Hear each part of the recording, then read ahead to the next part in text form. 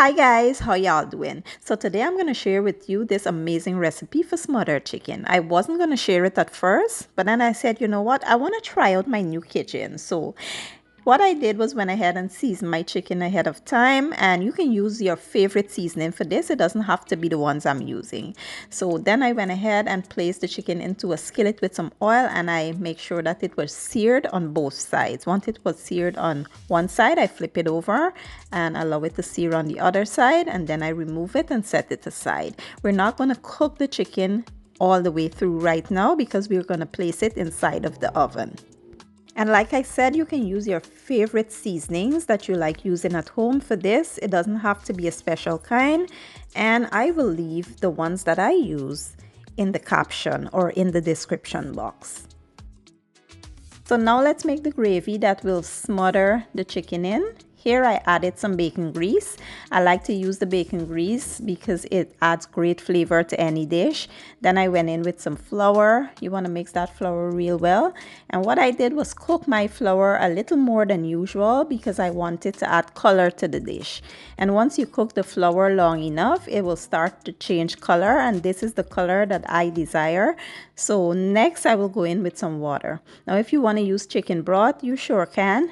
I like to heavily season my gravy, so I skip the chicken broth and I will use water. Once this is nice and smooth and thickens up, I will go in with my seasoning. Like I said, I will list all the seasoning that I use in the description box or the caption.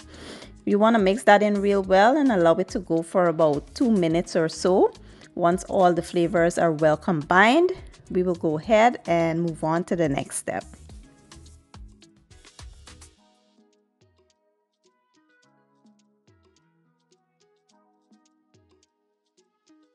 So what I did was went ahead and placed my chicken into my baking dish, and I'll be using some onions and bell peppers. If you want to use celery or any other vegetables, go ahead and do so. Then we will, combine the chicken and the vegetables, and we will add that yummy gravy that we made. Now you might think that the gravy is not enough, but don't you worry, the chicken will produce its own liquid and you'll have enough. Now once you're done, you want to cover this and place it in a 375-degree oven for about an hour and a half.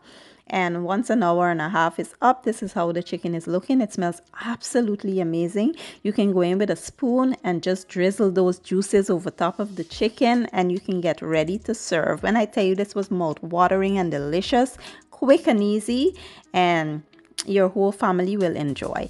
I did serve this up with some mashed potatoes and some charred broccoli and carrots, and it was so amazing. I hope you guys enjoyed the recipe. If you did, give it a thumbs up, share it, and leave a comment down below. I will leave all the ingredients down in my caption, and I'll see you in the next one. Bye.